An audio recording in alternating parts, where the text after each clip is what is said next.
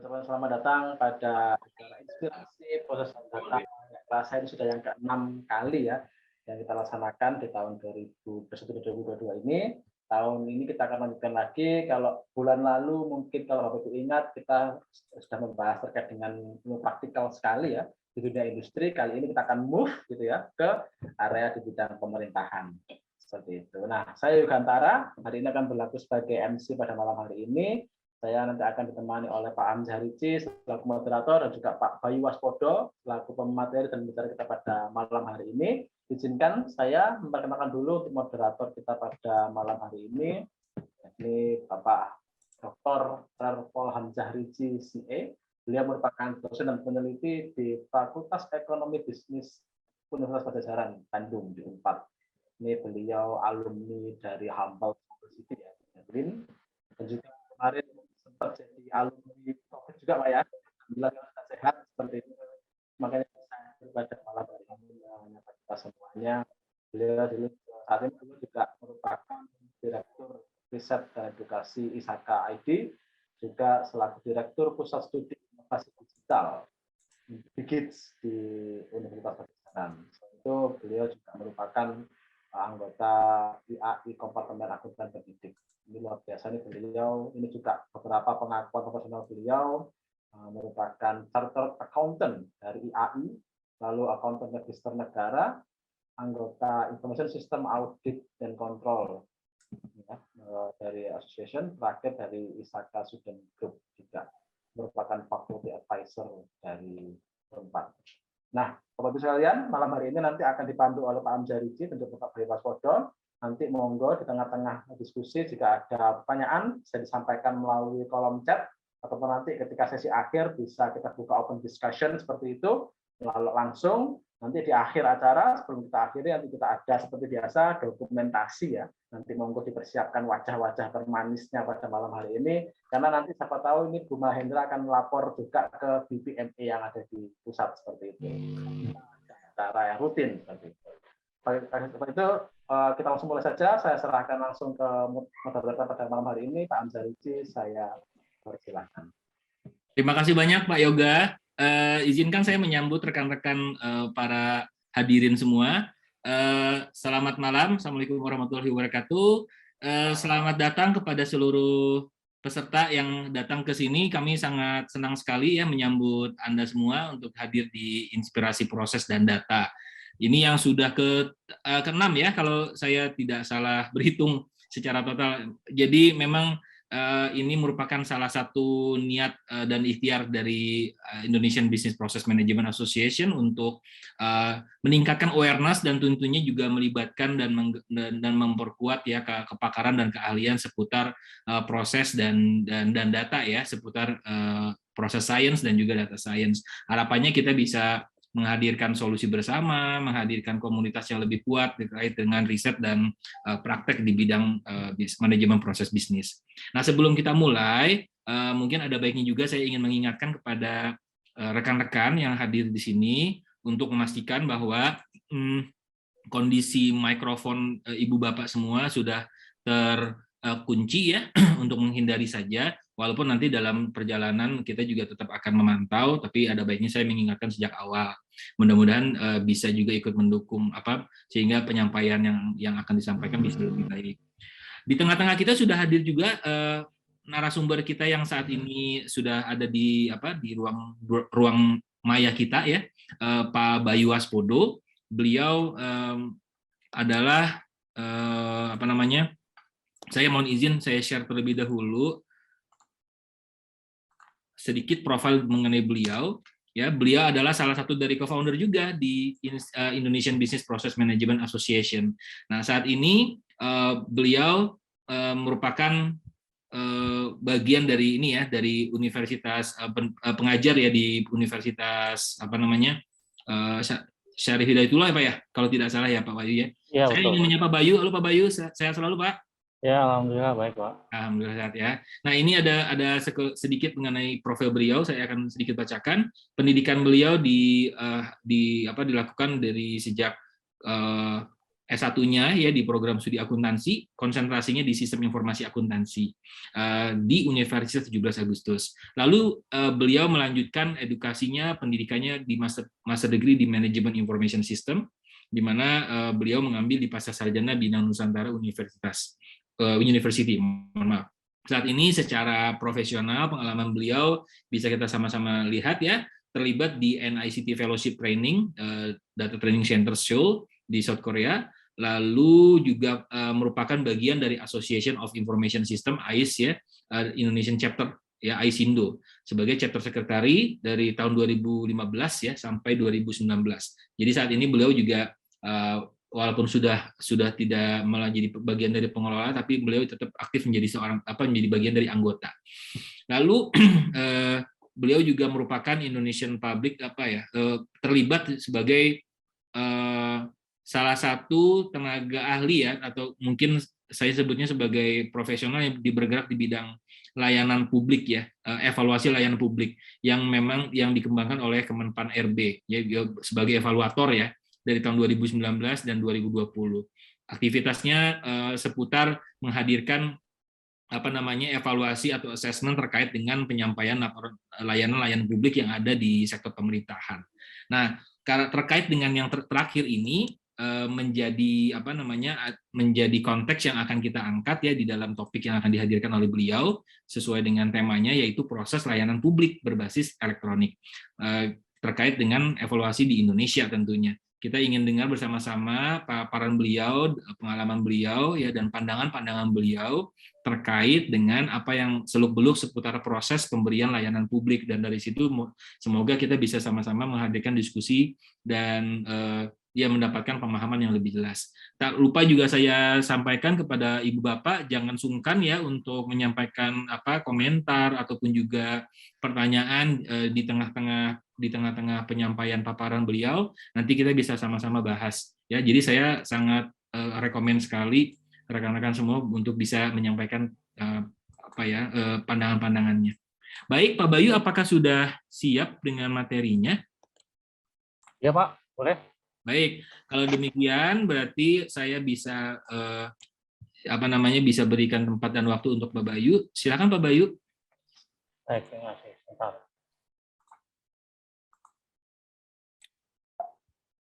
Saya boleh share screen Pak ya? Silakan Pak.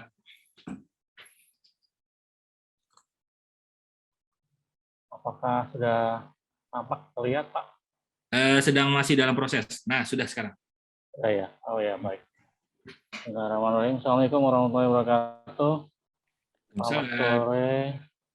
Dan terima kasih atas pengantarnya tadi. Sebenarnya sih ya, kalau tadi seandainya nggak bisa, ini bisa dilanjutkan ke Pak Hamzah Rizky ini yang asesornya ya. SPBE saya sih cuma selesai tahun 2020.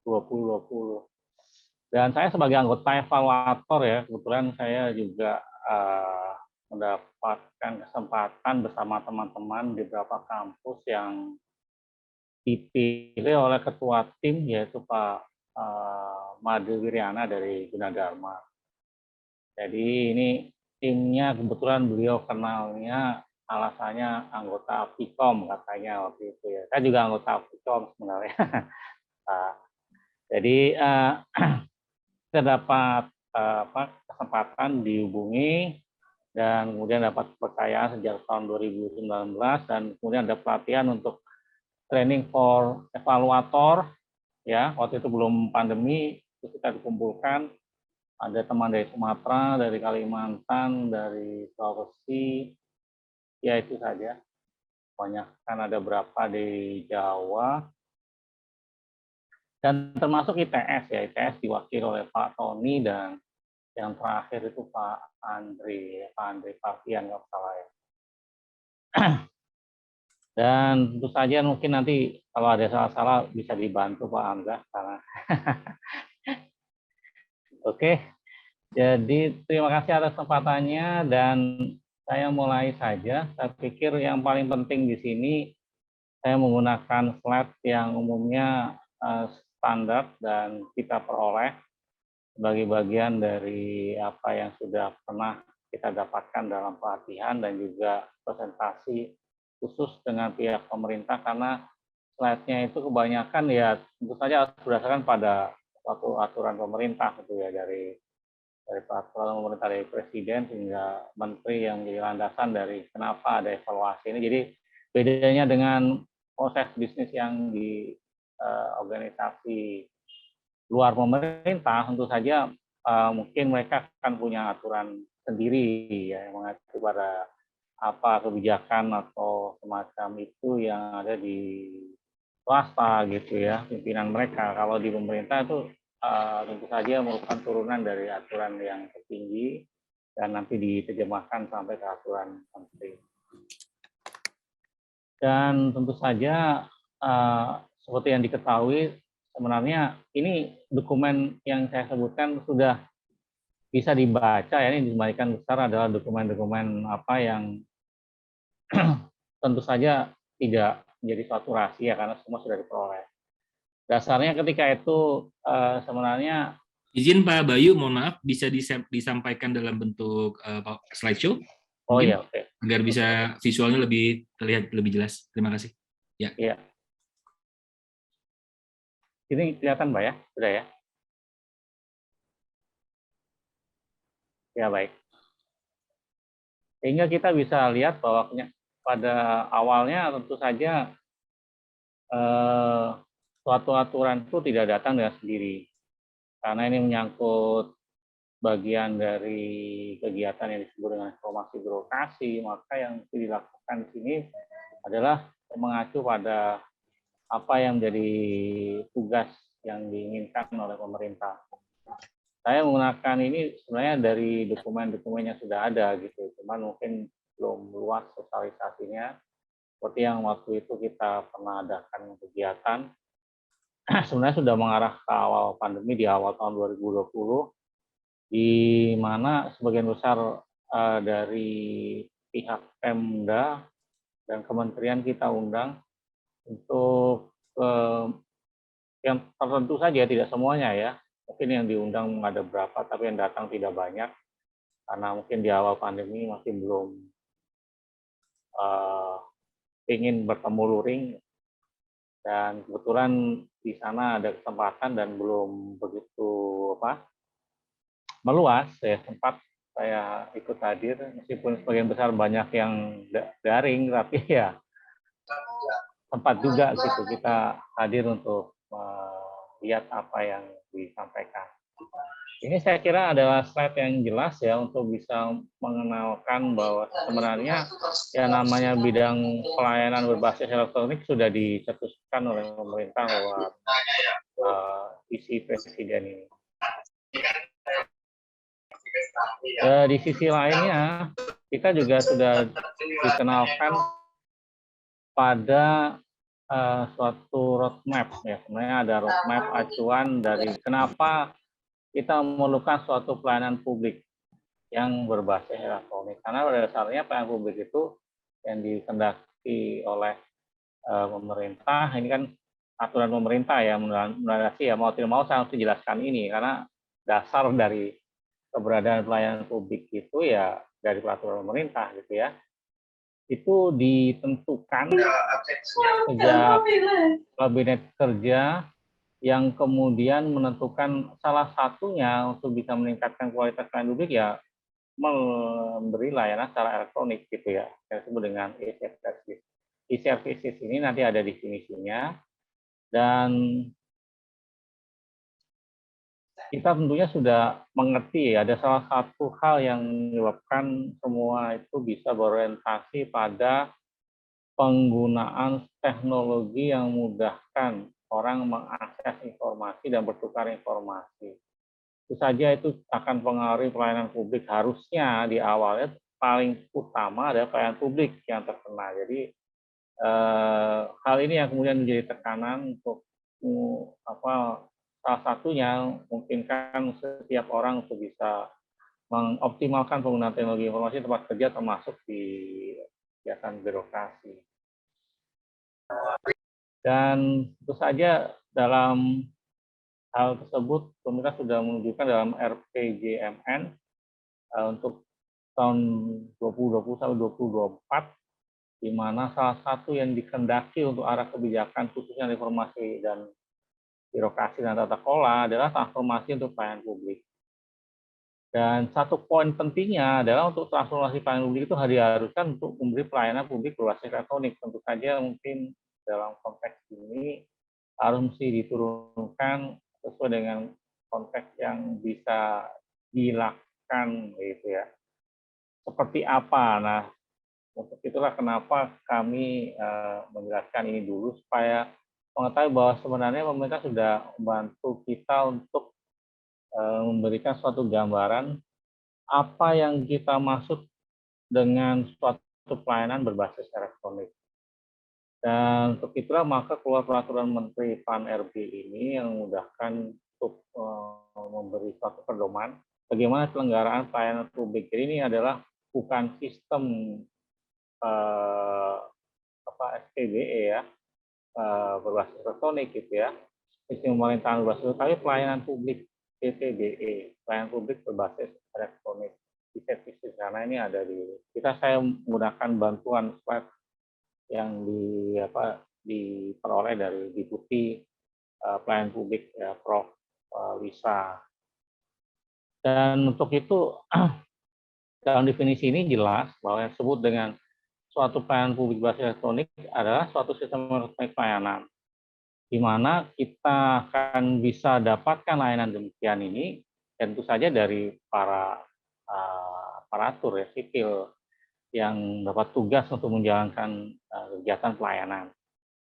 Disinilah fungsi sebenarnya ketika pandemi itu harusnya pelayanan publik ini berperan cukup signifikan, sekitar tahun 2020.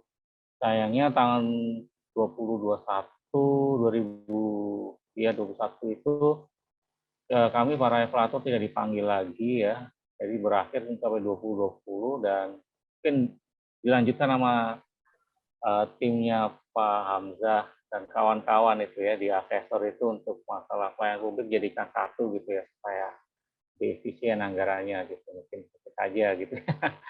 Sehingga kita tidak mengevaluasi lagi.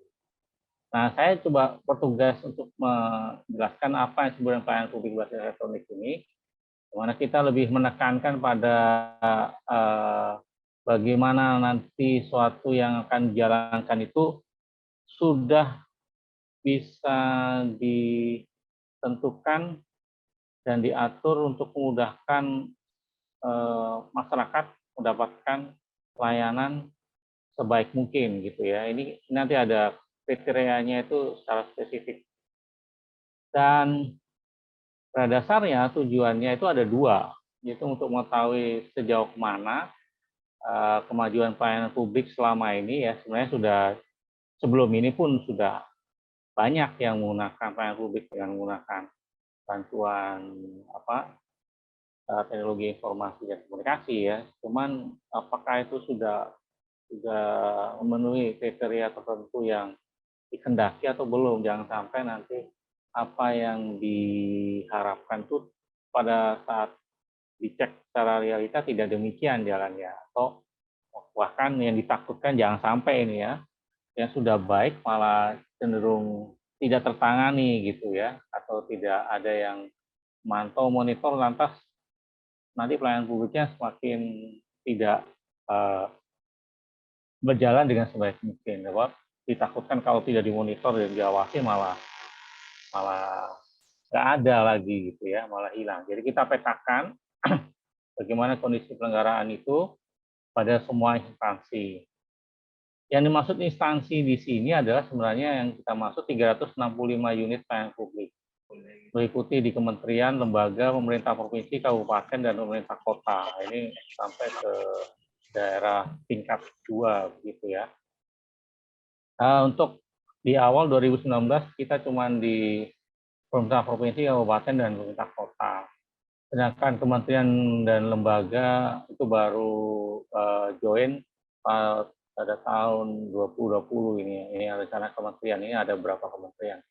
Sedangkan di daerah itu dilihat ada pada Dinas Badan Pendapatan Daerah, Dinas Penanaman Modal, Pelayanan Terpadu Satu Pintu, Dinas Kependudukan, Catatan sipil Dukcapil ini saya kira sudah integrasi ya sampai pusat. Kemudian rumah sakit umum daerah, RSUD dan dinas pariwisata itu yang rata-rata sudah ada pelayanan dan mereka cukup kritis ya, penting bagi masyarakat. Gitu. Jadi itu yang jadi bagian. Jadi belum semua unsur dinas ini terlihat ya, tidak semuanya. Dan itu bukan hanya di tingkat kabupaten dan kota, tapi juga provinsi. Kebetulan tim kami di Universitas UIN Sudipto Jakarta mendapat tugas di sekitar 3 provinsi dan beberapa kota dan kabupaten gitu ya. Jadi kami cukup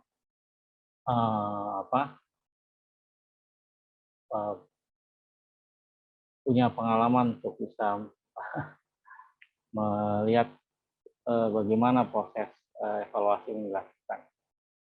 Pada dasarnya ada 2 jenis yang dilihat. Jadi kalau umpamanya kita melihat situs layanan itu lebih bersifat memberikan informasi, itu adalah kita sebut dengan layanan mode informasi. Jadi situs itu hanya memberikan informasi tentang layanan itu bagaimana, umpamanya gitu ya.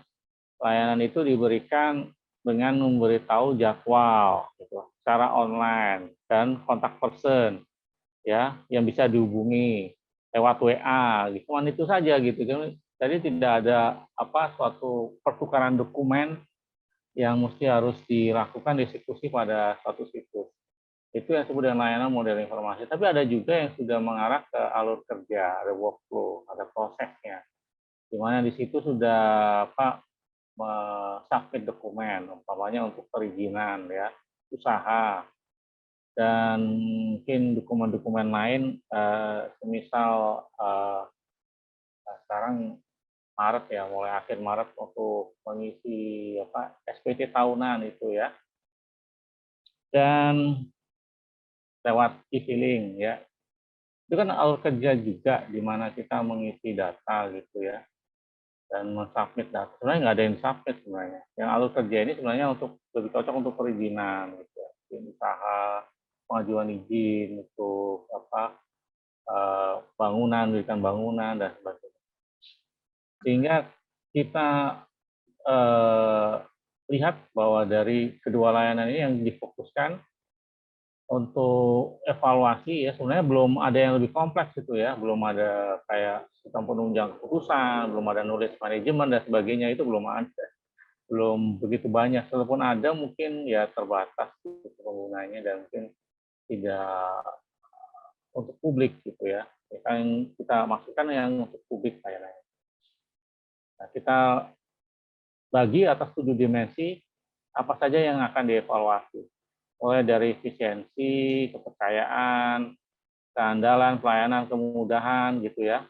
Nanti akan diturunkan menjadi satu indikator-indikator yang sudah berupa pertanyaan gitu ya.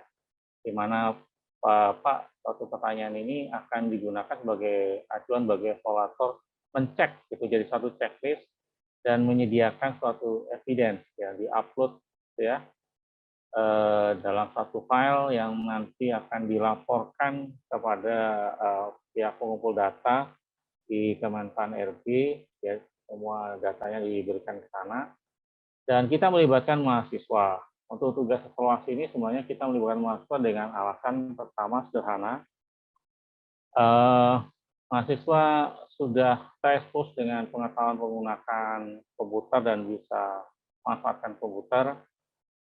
Kemudian itulah alasan kenapa dilibatkan kampus ya, karena nanti justru mahasiswa yang jadi semacam, sebenarnya kita melibatkan masyarakat awam umum juga, cuman untuk menghubungi mereka dan bisa terlibat untuk kerja bersama ini agak lebih tidak beraturan gitu ya, lebih sulit diatur gitu.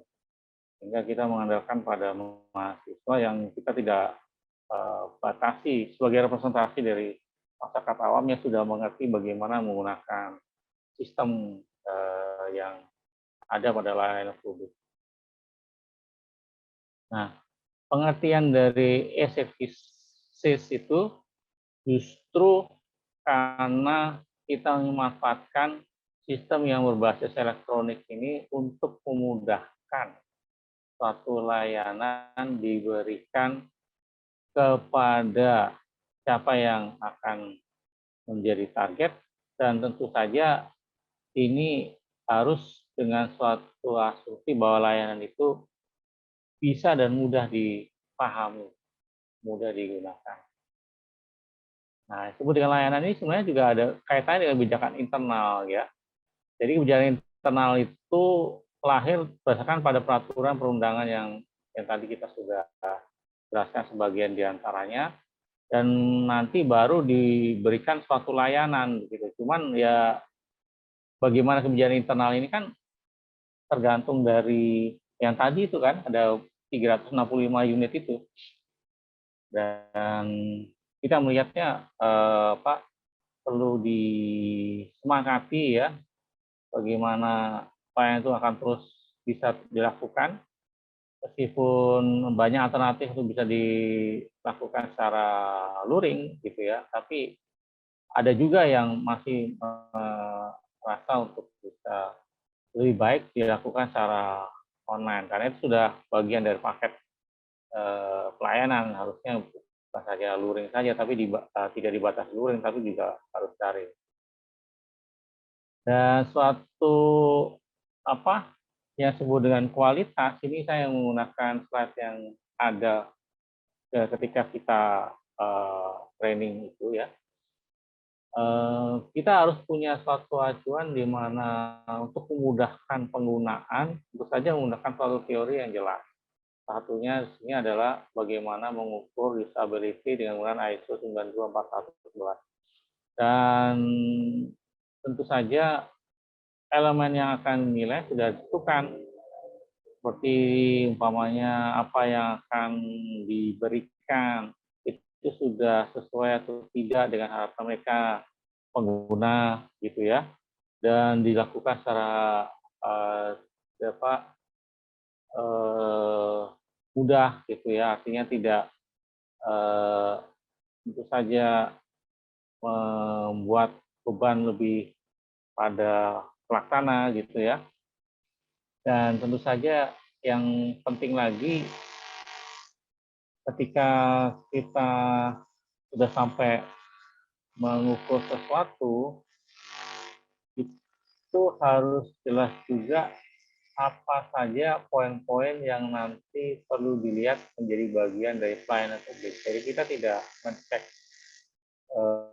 keseluruhan sistem dulu, tapi kita sudah langsung melihat pada seolah-olah menggunakan langsung pada layanan yang ditampilkan pada suatu sistem elektronik yang nanti akan digunakan oleh masyarakat untuk mendapatkan layanan publiknya. Sehingga kita harusnya bukan bagian dari developer ya, kita bukan bagian dari perencana, karena evaluator tentu saja bukan dari perencana satu sistem untuk Pemda gitu ya, atau sistem untuk kementerian harusnya, dan harus bisa mampu memiliki pengetahuan cukup untuk bisa melakukan tugas sebagai evaluator. Ada 7 dimensi pengukuran statistik yang penting ya, ini kita akan gunakan. Kita 7 dimensi ini yang nanti akan kita turunkan jadi berapa indikator ya, banyak indikator seperti yang ada di sebutkan di sini, ada 43 indikator. Efisiensi ada 7 indikator, pelayanan untuk citizen support ada 4 indikator ya.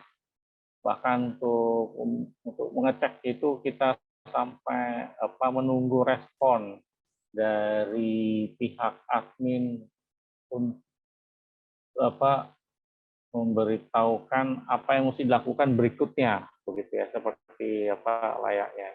Itu pengujian mungkin harus apply ya, dan mungkin salah satu fungsi untuk pengujian ini kenapa mahasiswa, karena mereka sudah punya KTP, ada NIK-nya, dan salah satu yang diminta identitasnya itu adalah NIK itu. Jadi tidak semuanya bisa menggunakan sistem, rata-rata adalah orang-orang yang sudah punya nomor induk atau mungkin dari kakak orang sudah bisa melihat apakah apa yang bersangkutan sudah dalam usia yang apa ya, yang memang perlu untuk mendapat pelayanan publik. Kalau di bawah usia itu rasanya masih diwakili oleh orang tua masing-masing. Dimensi ini kita turunkan menjadi tadi ada berapa itu ditambah 3 lagi ya. Selain kemudahan ada ketersediaan informasi, ini seringkali juga penting. Seringkali ada sistem berbasis elektronik tapi tidak memberi informasi, tapi justru membingungkan. Untuk informasi lebih lanjut hubungi ini lagi gitu ya, harus menggunakan media sosial dan sebagainya. Sebenarnya justru saya melakukan itu untuk memudahkan pencarian informasi, semuanya sudah ada gitu. Jangan sampai dihubungi lagi atau menghubungi dengan channel-channel. Tapi seringkali begitu karena mungkin ada yang masih merasa lebih cocok menggunakan sosial media untuk berkomunikasi dibandingkan menggunakan sistem yang berbasis web gitu ya, web based. Meskipun demikian, memang pengertian dari pelayanan publik yang kita nilai sebagian besar oleh penyelenggara itu banyakkan yang berbasis web, ya berbasis web. Jadi memang jarang ada yang menggunakan layanan itu disampaikan secara dengan menggunakan mobile app, ya. Jarang, meskipun ada tapi jarang. Kebetulan kami ada di beberapa provinsi yang mungkin kan bisa pernah dievaluasi untuk bisa memberikan layanan secara mobile juga. Tapi ternyata bisa diakses lewat web, jadi ada banyak alternatif untuk mengakses layanan. Ini adalah satu contoh ya, di mana nanti akan dijadikan acuan seperti ini, bentuknya ada di ada di worksheet ya. Di worksheet itu nanti akan ditulis dimensinya dan kodenya. Setelah itu indikator penilaian dan kemudian penjelasan gitu ya. Apakah seorang itu untuk mencari informasi untuk mendapatkan pelayanan itu mudah ya. Mencari dengan menggunakan mesin pencari situs. Ya, ini tidak dibatasi mencari situs tertentu gitu, tapi ada beberapa yang dicoba. Nah, ini kalau bukan orang yang mengerti menggunakan internet dan sebagainya, ini agak sulit tuh jalankan ini. Makanya kita akhirnya memang harus melibatkan mahasiswa ya, untuk bisa memahami ya. Dan kemudian ada poin nilai ya, poin nilai ini juga ditentukan oleh evaluator dan harus ada bukti screenshot dari situs yang dinilai dan juga pernyataan gitu ya, apakah mudah diingat, struktur yang jelas dan sebagainya. Ini harus diberi keterangan oleh evaluator untuk itu. Jadi ya ada cukup banyak ya, 43 indikator yang mesti membantu mereka untuk menjawab satu-satu. Dan kemudian kita beri nilai, dan nilai itu perlu ada bobot. Maka kalau tipenya adalah layanan model informasi, bobotnya seperti ini ya. Kalau dia sudah ada workflow-nya, maka bobotnya seperti yang di kanan ini. Jadi ada perbedaan. Nah, nanti akan kita gunakan sebagai acuan untuk memberikan nilai dimensi yang nanti berujung pada indeks pelayanan publik berbasis elektronik. Nah, ini akan ada pada setiap unit ya. Kemudian dikompilasi, dibuat grafiknya. Jadi kita tahu ya, kemudian harusnya trennya dari tahun ke tahun adanya. Tapi indeks pelayanan publik berbasis elektronik ini ya kami belum sampai 3 tahun gitu ya, mungkin karena ada yang lebih urgent yang harus ditangani dan seterusnya. Nilai indeks yang digunakan ya untuk menyatakan suatu predikat tertentu ya rata-rata memang kecuali tidak bisa diakses ya, ada juga yang teman-teman dari beberapa provinsi yang kita ikuti ulasannya pada setiap kali pertemuan dengan semua evaluator di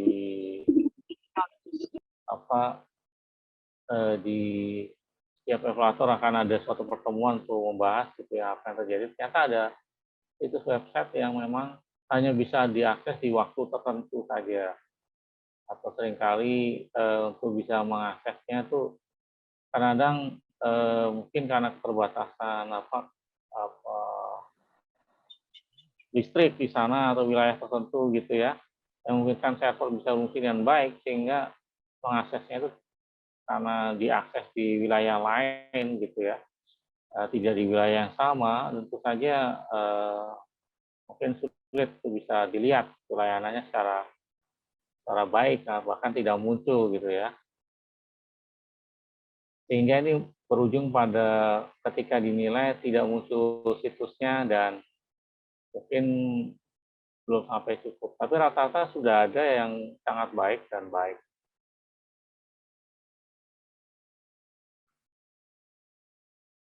Terakhir saya kira sudah cukup banyak ya yang kita perlu dilihat.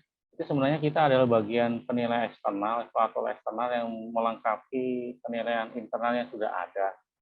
Dan nanti perlu disampaikan kepada mereka indeksnya berapa dan poin-poin apa yang harus diperbaiki dari hasil penilaian evaluasi itu semua sudah diberikan pada pihak penyelenggara pelayanan publik ini. Jadi mereka jadi tahu apa yang perlu diperbaiki dan di situ membantu melengkapi penilaian mandiri yang mereka sudah lakukan sendiri sebenarnya. Mereka sudah punya penilaian mandirinya.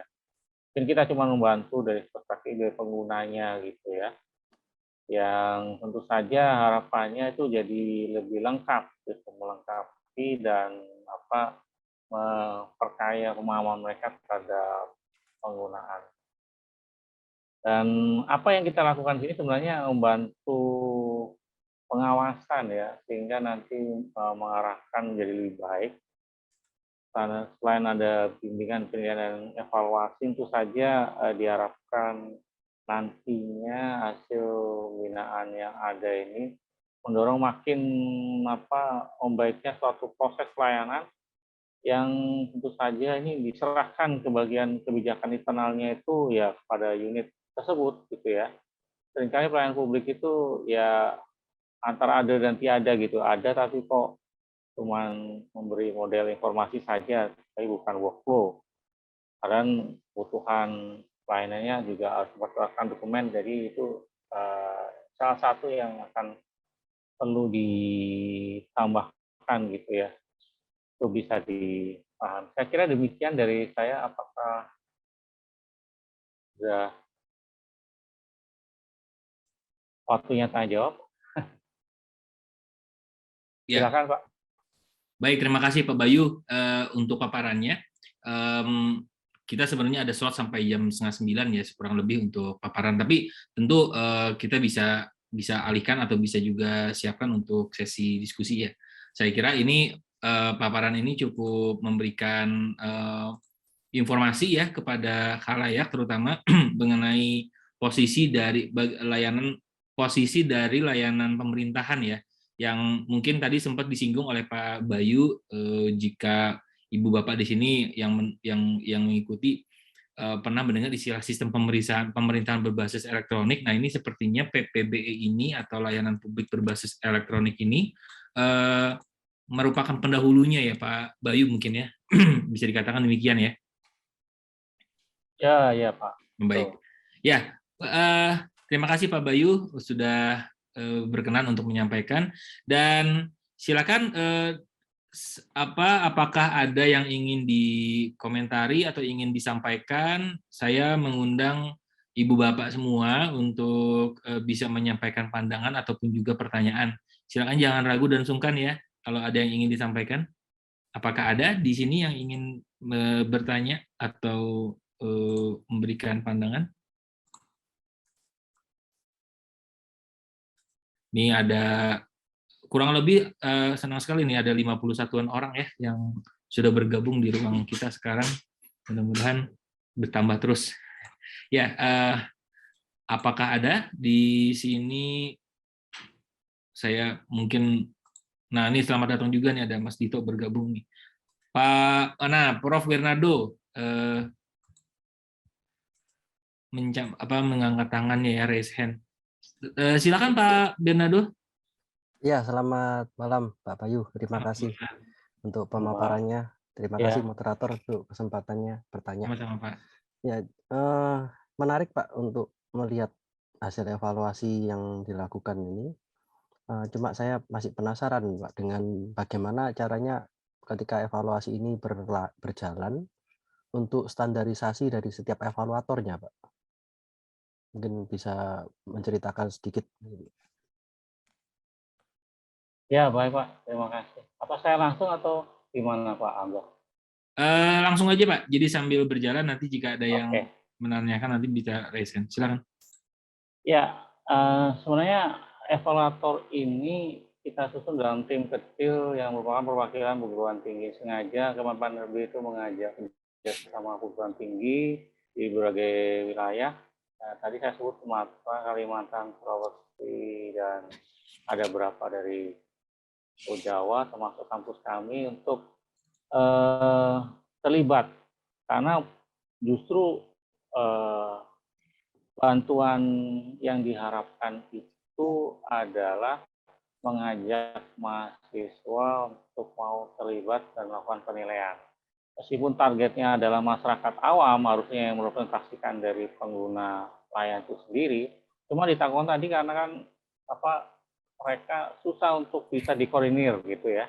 Kalau bukan dari kampus kan lebih, kalau oleh dosennya, mahasiswa diarahkan oleh dosennya, itu lebih cepat koordinasinya karena dia bertemu di kelas atau ada satu sesi. Tapi kalau masyarakat publik yang kita bolehkan tuh nanti dihubungi susah, terus kemudian datanya diminta dengan target waktu tertentu itu tidak bisa dicapai, jadi ya akhirnya lebih banyak kesulitan untuk mengkoordinasinya sehingga kita libatkan mahasiswa. Kemudian kalau masyarakat umum kemudian kita libatkan juga, apakah mereka juga memiliki pemahaman menggunakan komputer dan internetnya itu juga masih agak ini ya. Kalau mahasiswa kan kebetulan kami di Prodi Sistem Informasi, setidaknya mahasiswa kan mengerti. Apalagi yang suka komputer itu pasti mengambil prodi yang sejenis, sehingga mereka memang sudah terbiasa menggunakan, apalagi menggunakan mesin pencari yang beragam gitu kan, mesti harus menginstall dulu, sudah ada dulu gitu ya, untuk bisa menggunakan lebih dari satu browser dan sebagainya. Itu kita cek semua ya Pak. Jadi mungkin agak teknis di situ ya yang menyebabkan masyarakat awam ini tidak bisa dilibatkan langsung dan memang harus menggunakan kerjasama dengan kampus. Itu maksud dari kenapa awalnya pihak Kemenpan RB itu mengajak perguruan tinggi, sehingga memang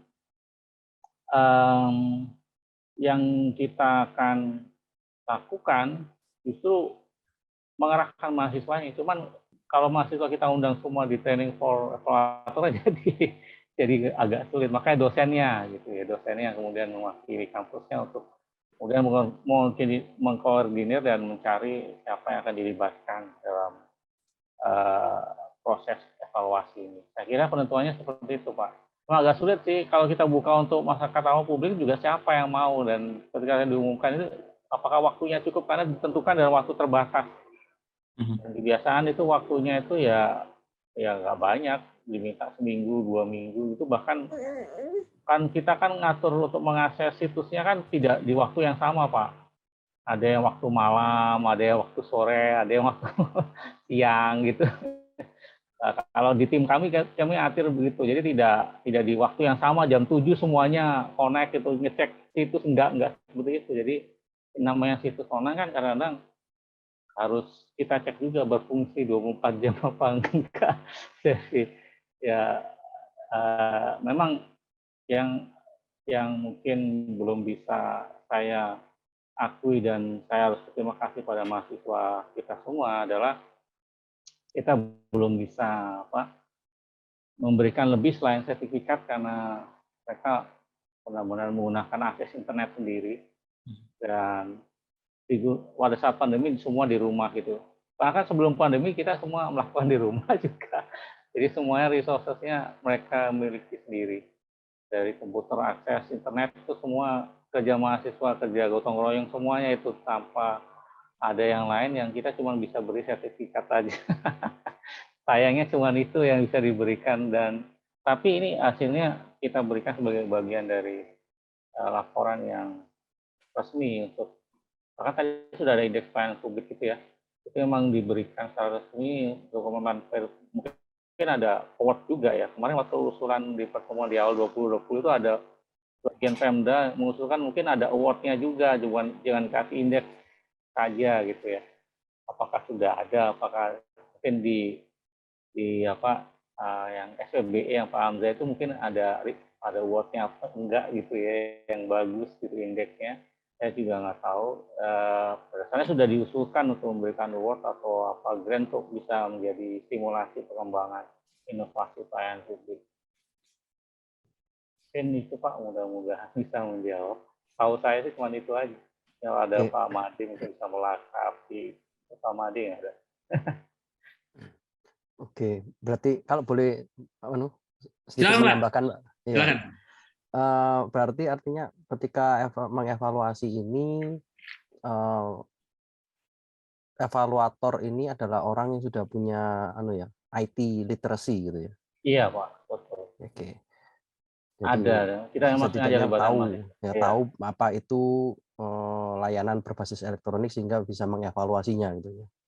Ya, kita jelaskan di awal juga kepada mahasiswa tujuannya apa gitu. Bahkan kita sudah diwanti-wanti juga sama Kemenpan RB agar mahasiswa diberitahu untuk tidak menghubungi langsung admin penyelenggara layanan. Jadi sebagai evaluator tidak boleh untuk di luar konteks itu menghubungi langsung untuk bicara yang lain gitu. Karena itu tugas dari Kemenpan RB. Kalau ada apa-apa bilang aja di kontak person Kemenpan RB yang hubungi. Jadi bukan mahasiswa, tapi ya namanya juga mahasiswa, ada juga ya. Saya sempat begitu-gitu, tapi saya sudah tegur gitu. Lain kali kalau sudah itulah pernah connect. Oke. Baik Pak, terima kasih Pak. Iya. Ya. Kalau boleh saya ingin menyambung dari yang disampaikan oleh Prof. Bernardo ya, Pak Bayu. Ini menariknya gini, yang ingin saya pastikan.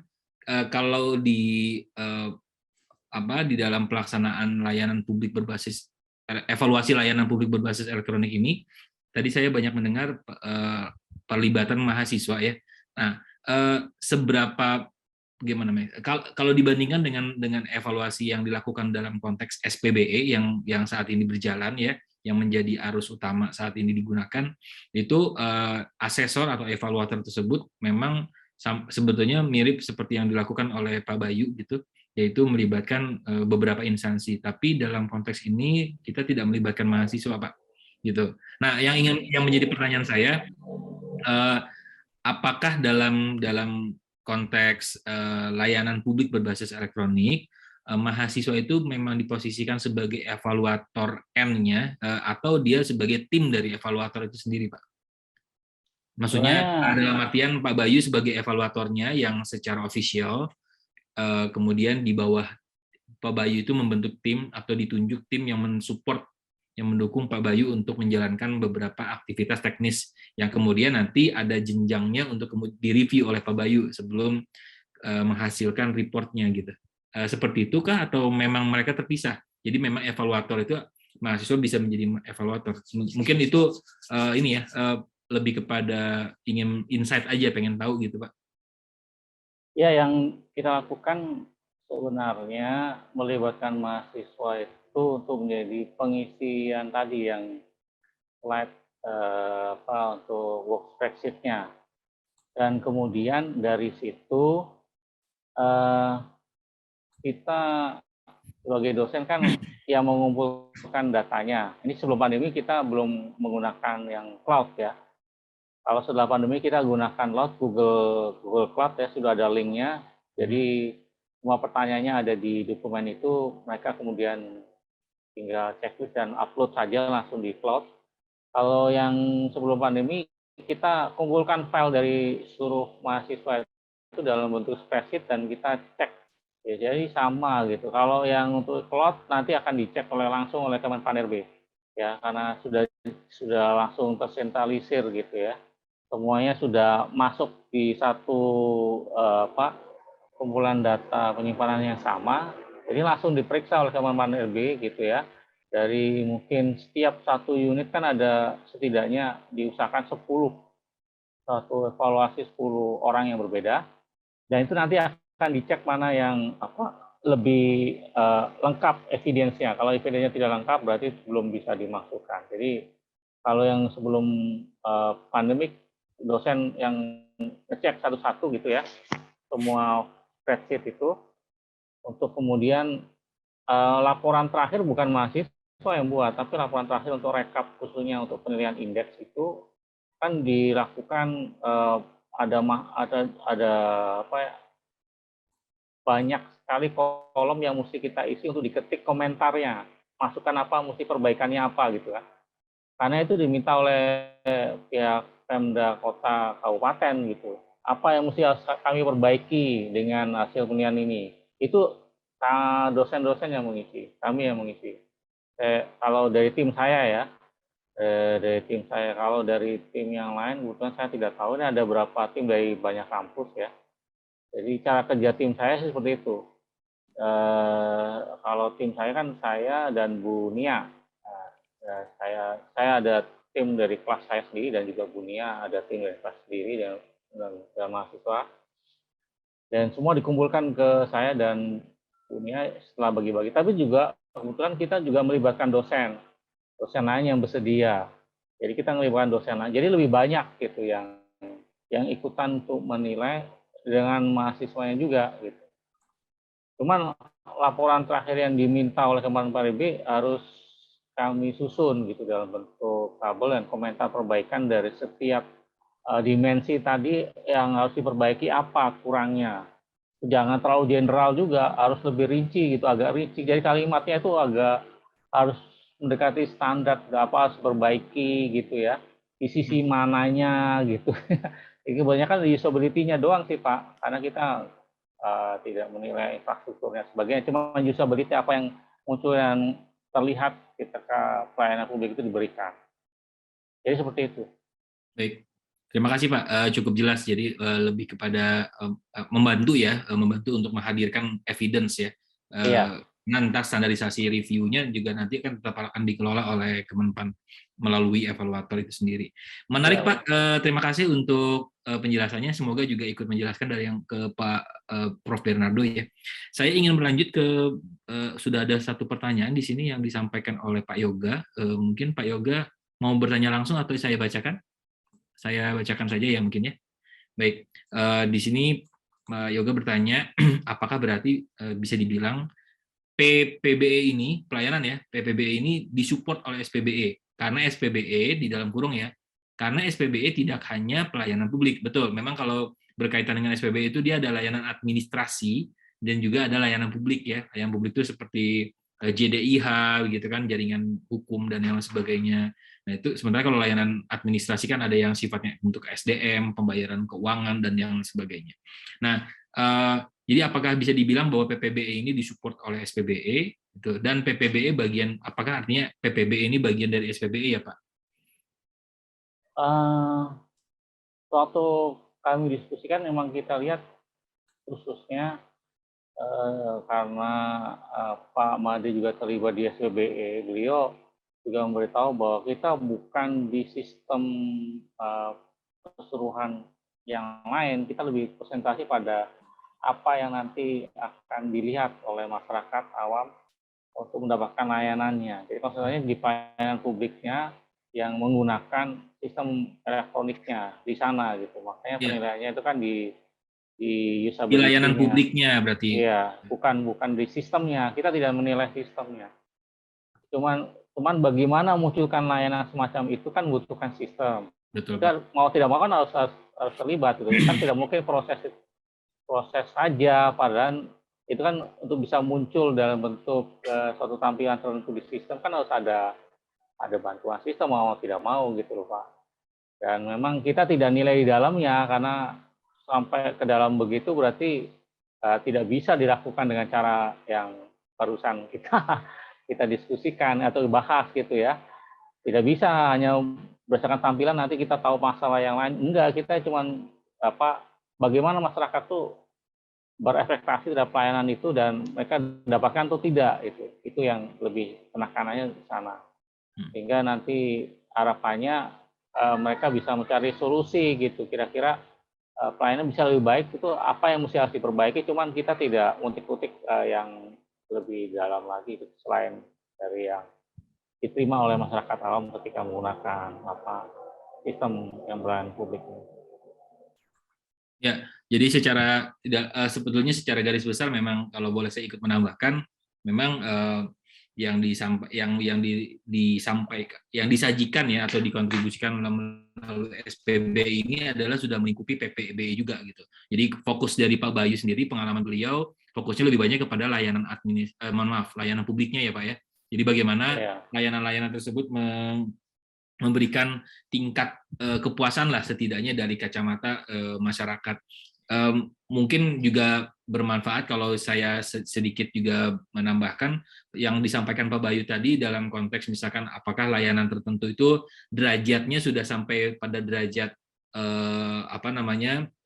ada perizinan yang bisa dilakukan nggak langsung secara online misalkan, atau baru sebatas upload dan download dokumen saja gitu ya, atau hanya baru sebatas melihat informasi saja. Nah, itu dari konteks penilaian itu akan memiliki perbedaan nilai yang berbeda gitu. Semakin suatu sistem layanan publik berbasis elektronik itu mampu menghadirkan transaksi ke arah transaksi, artinya transaksi itu sudah ada mekanisme approval ya, sudah ada mekanisme komunikasi antara satu layanan elektronik dengan layanan elektronik lagi, sehingga memunculkan kesan integrasi yang kuat begitu. Itu tentunya berbeda dengan layanan publik berbasis elektronik yang baru sebatas bisa menghadirkan informasi di website atau baru bisa melakukan upload gitu.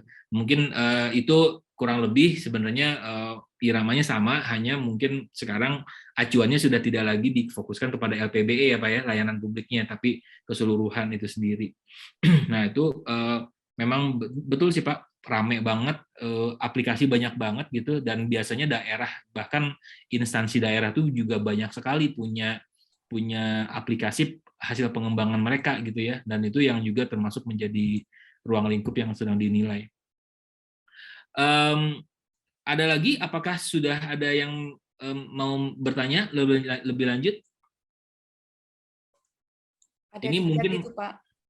Bagaimana? Ada di chat dari Pak Dias. Ya. Oh iya, mohon maaf. Terima kasih Bu Mahendra sudah ditunjukin. Pak Dias bertanya nih, apakah Pak Dias ingin akan bertanya langsung atau mau saya tanyakan? Silakan. Mungkin kalau mau bertanya langsung juga diperkenankan, Pak. Oke, mungkin belum ada respon, mungkin lagi away. Saya bacakan saja ya. Pak Dias bertanya, Pak, apakah nilai PPBE ini, nilai yang tadi mungkin diceritakan dalam bentuk indeks ya, akan berpengaruh pada indeks SPBE, Pak? Nah ini ya mungkin konteksnya ke sejarah ya, bisa dijelasin juga pada indeks SPBE instansi pusat dan daerah. Atau ini akan jadi dua nilai yang tersendiri. Nah ini juga awalnya saya penasaran nih Pak. PPBE itu punya indeks, SPBE punya indeks, apakah sifatnya semacam renewal gitu, pembaruan, atau memang mereka berdiri sendiri? Silakan Pak Bayu. Ya, oke, kita pernah diskusikan itu pada saat di awal tahun 2020 kan ada pertanyaan dari daerah tentang masalah apa kaitannya dengan SPBE dan sebagainya. Penekanan dari ketua tim yaitu Pak Made menyatakan PPBE ada indeks sendiri karena ini yang dibawa deputi pelayanan publik di Kemenpan RB.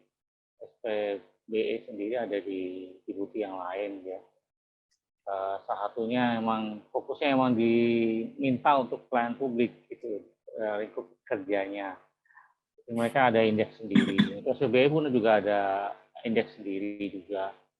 Dan kebetulan evaluasi sistem ini setelah 2020 tidak berlanjut gitu ya. Jadi kesimpulannya untuk saat ini, karena saya tidak dapat informasi resmi, yang mungkin dilanjutkan dikombinasikan dengan SPBE gitu. Mungkin indeksnya juga ya dengan demikian karena evaluator tidak difungsikan lagi ya bisa jadi ya tidak ada lagi, yang ada cuma indeks SPBE gitu ya sekarang setelah 2021, jadi seperti itu. saya kira di awal memang kita tidak diskusikan untuk SPBE di pertemuan kami di para evaluator, karena memang ditegaskan bahwa ini evaluator untuk pelayanan publiknya, bukan untuk sistemnya.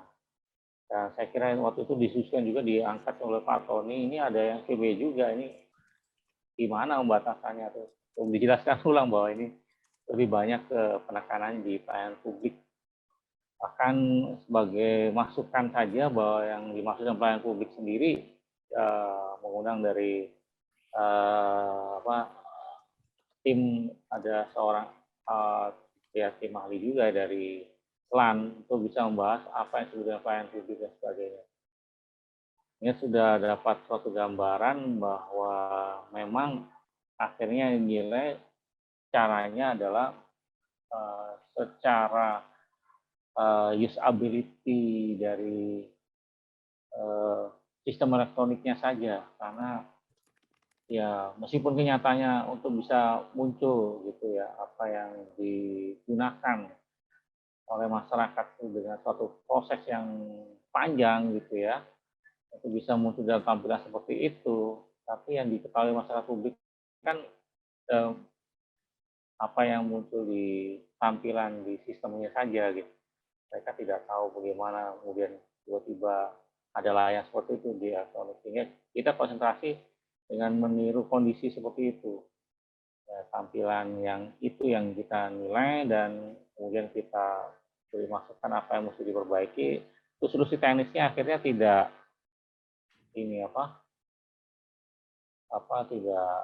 tidak ada dalam usulan kami gitu. Cuman kita memberi gambaran bahwa apa yang mesti diperbaiki, apakah responnya. Karena untuk menjalankan sistem itu kan juga butuh orang. Kadang-kadang kalau sudah ada sistemnya tapi orangnya sendiri tidak aktif, maunya memberikan tanggapan pada sistem elektronik juga sama saja gitu kan. Artinya ya di sana ada orang yang ketika diminta untuk satu transaksi harus ada respon balik gitu ya. Makanya dokumennya sudah tepat atau belum atau apa yang kurang dan sebagainya. Itu kan sudah ada yang merespon dari pihak adminnya. Kalau adminnya sendiri tidak ada gitu, jadi proses tidak jalan gitu. Yang melayanan yang ada alur kerjanya gitu. Sedangkan kalau tipe yang model informasi tentu saja ya tidak butuh transaksi. Gitu. Baik. Terima kasih Pak. Jadi secara umum memang PPBE ini mungkin sudah kalau secara administrasi sudah tidak dilakukan lagi ya Pak ya. Maksudnya yang tadi Pak Bayu sempat jelaskan di awal bahwa SPBE-nya sekarang menggantikan PPBE berarti ya Pak ya. Artinya indeksnya sendiri mungkin sudah tidak, apakah masih berlaku Pak? Mungkin bisa ditegaskan Pak. Indeks yang dikeluarkan dari PPBE-nya Pak.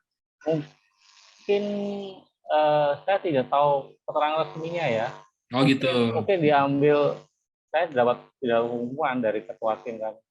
Cuman mungkin itu sudah dimasukkan, diinstruksikan di SPBE. Mungkin karena saya tidak tahu karena tim evaluator yang anggota tim evaluator di bagi kampus tidak dipanggil lagi sejak 2020 dan tidak ada keterangan resmi tentang apakah indeksnya akan dilanjutkan gitu ya. Seperti tujuan awal untuk motivasi yang dua tujuan utama tadi itu ya sesuai dengan apa yang disebutkan tadi itu tidak bisa terlaksana gitu ya.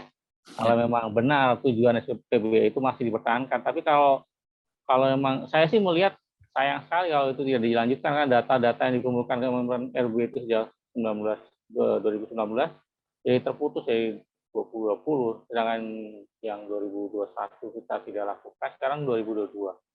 Dan itu dilakukan biasanya di pertengahan semester kedua tiap tahun gitu ya.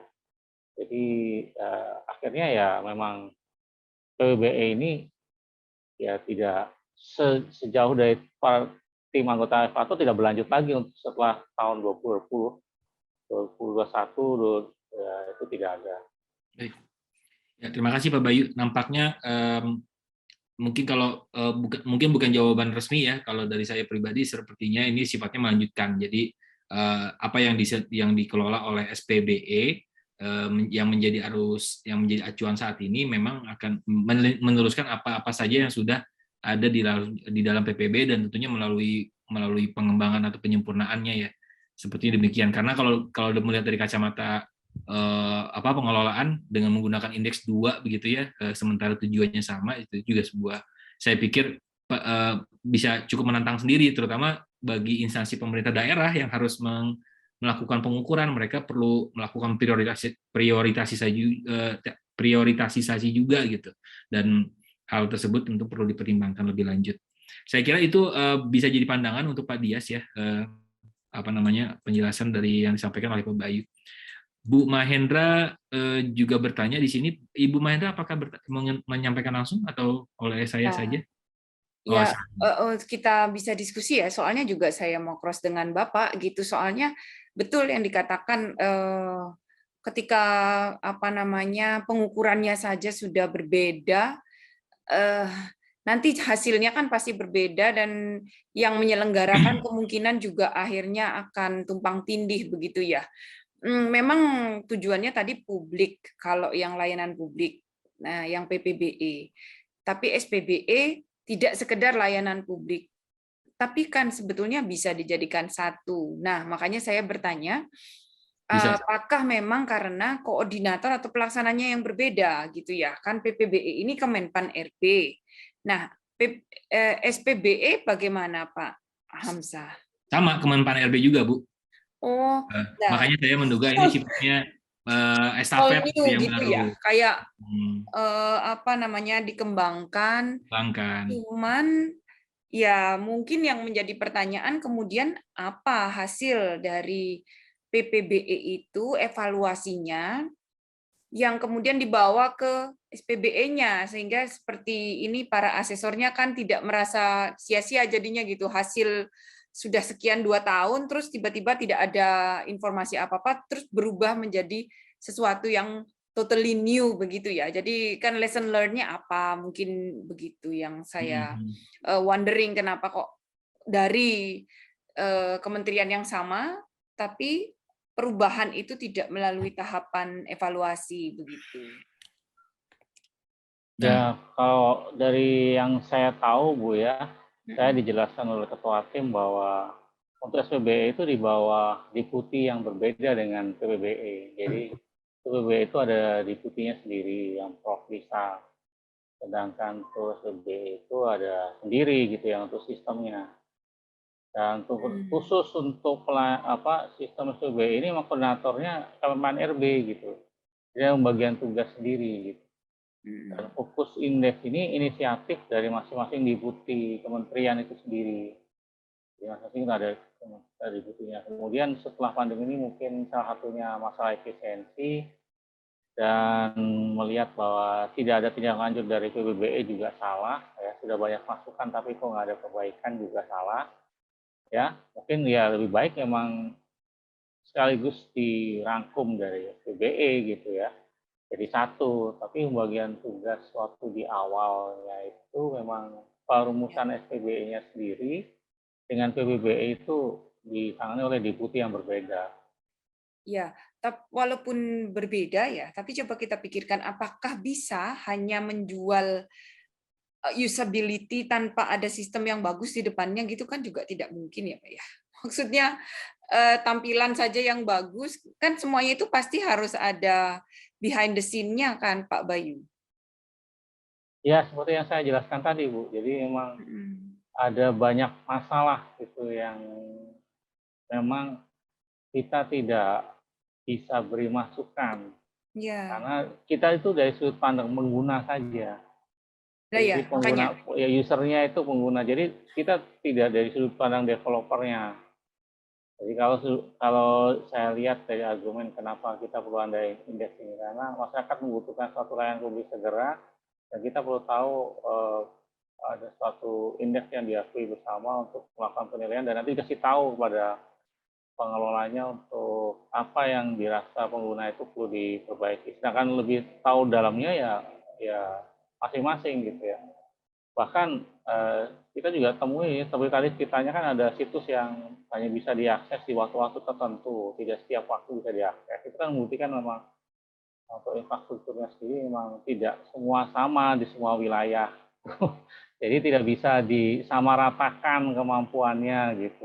Yang demikian nanti kemudian jadi catatan sendiri yang itu tidak bisa ditanggung jawab daerah saja. Itu mungkin ada satu kerja bersama gitu maksudnya, yang kemudian jadi masukan untuk apa, kalau ingin menjadi pelayanan publik ya infrastrukturnya gimana, nggak mungkin kalau cuman ya itu lebih luas masalahnya, tapi memang harus dimulai dari suatu titik tertentu gitu, karena di daerah tentu orang mobilitasnya sudah tinggi membutuhkan suatu layanan elektronik yang tertentu, tapi di wilayah tertentu mungkin sebenarnya belum sampai ke sana gitu, baru mulai munculkan adanya situs saja sudah suatu hal yang perjuangan yang luar biasa. Belum lagi saya nggak tahu ya datanya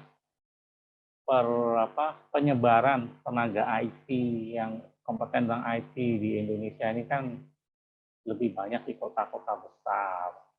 Jadi kan wajar kalau umpamanya kalau kita temui, bahkan ini daerah pun kalau tidak belajar untuk studi lanjut ya tentu saja agak ya juga sulit bisa ada di daerahnya masing-masing kadang-kadang gitu ya.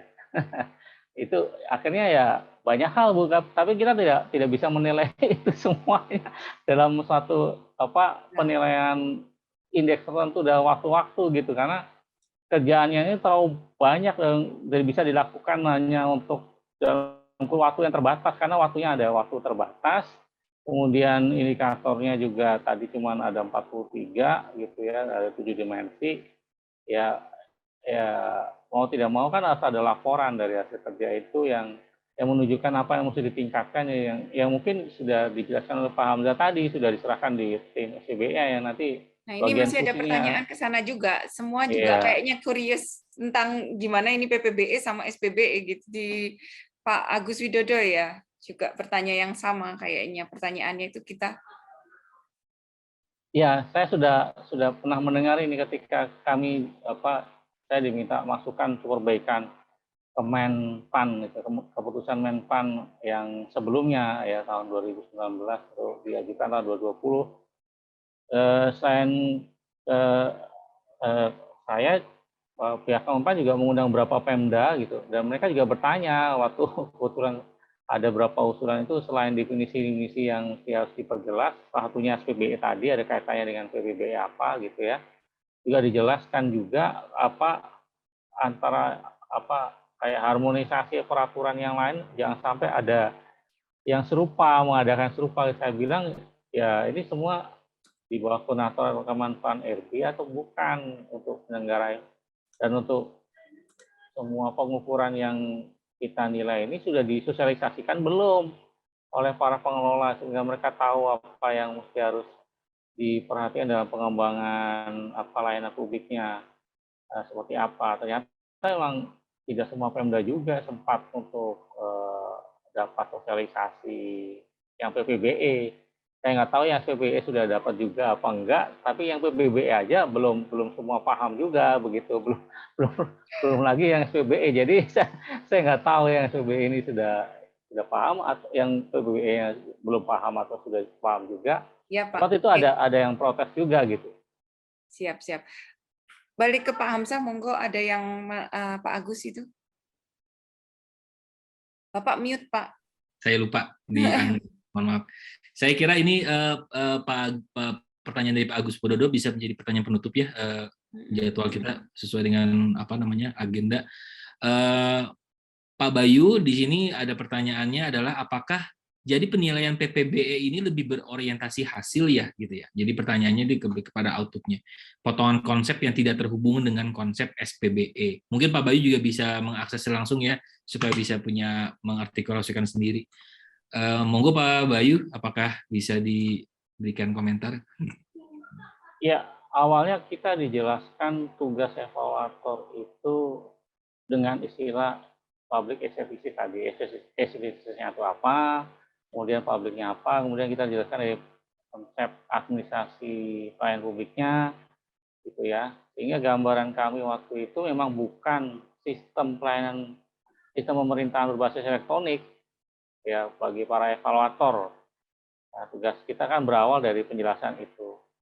Jadi tugas kita itu baru kita pahami untuk khusus pelayanan publiknya saja. Jadi apa yang kita bayangkan bahwa nanti masyarakat menggunakan pelayanan publik itu meresponnya seperti apa, itu lebih ke sana.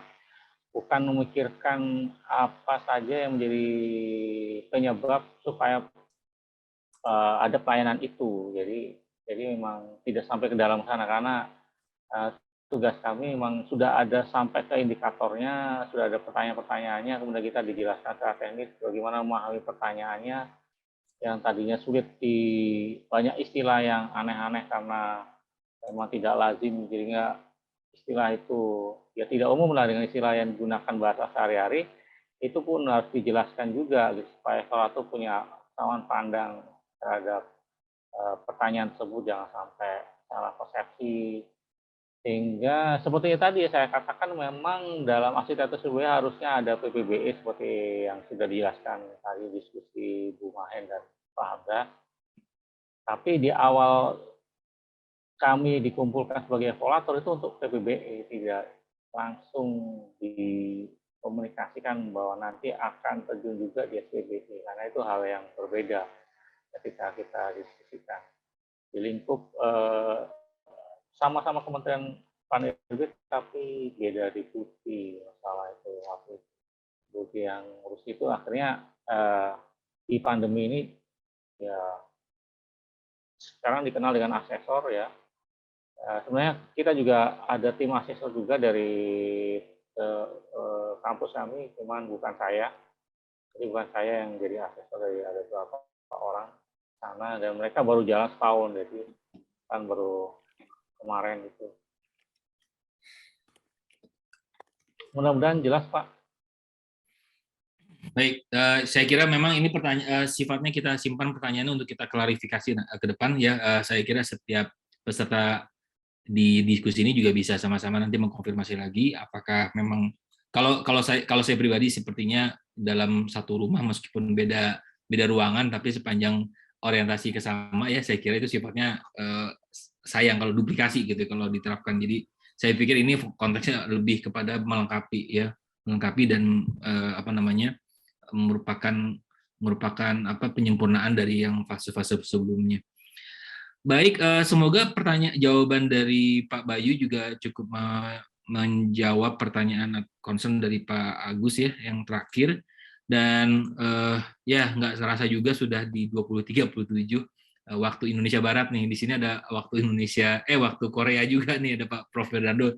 Kami hargai sekali Pak Werado setia menemani kita ya, tetap hadir. Mudah-mudahan tetap bugar gitu karena kondisi di sana saya kira udah waktunya tidur nih.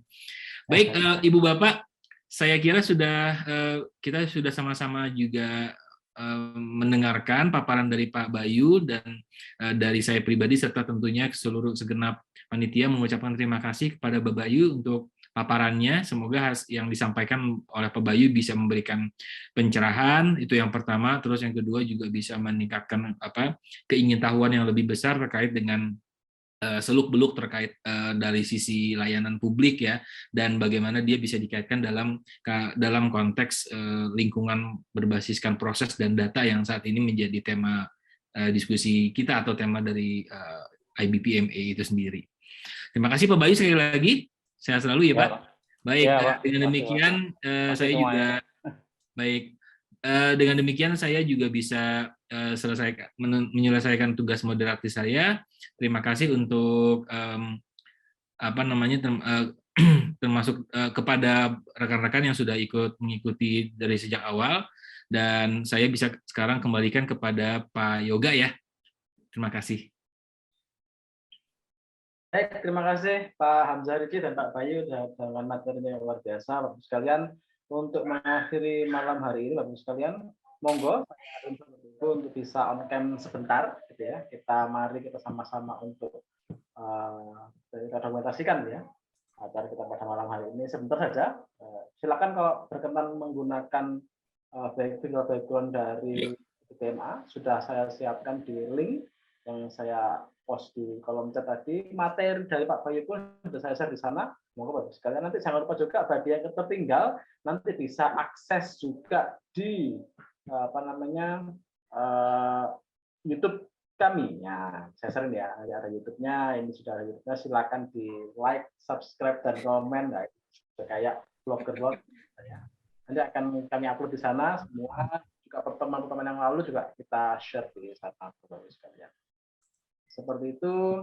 Nah, monggo saya itu ya dari saya sekarang waktu itu ini 1, 2, 3. Sekali lagi silakan bagi yang belum on cam, ini ada banyak nih ya. Sekali lagi 1, 2, 3. Nah, saya ingatkan sekali lagi Bapak Ibu sekalian, monggo bagi yang belum bisa bergabung juga di kami di PBA. Ada juga nanti akan invite di Telegram, juga info-info lebih lanjut terkait dengan event ke depan dan sebagainya akan kita infokan melalui. Terakhir mungkin bagi yang ingin mendalami atau ingin belajar terkait dengan BPM, kayaknya ini ada buku yang luar biasa yang ditranslate oleh Bu Mahendra dan Pak Amsari tadi ya, dari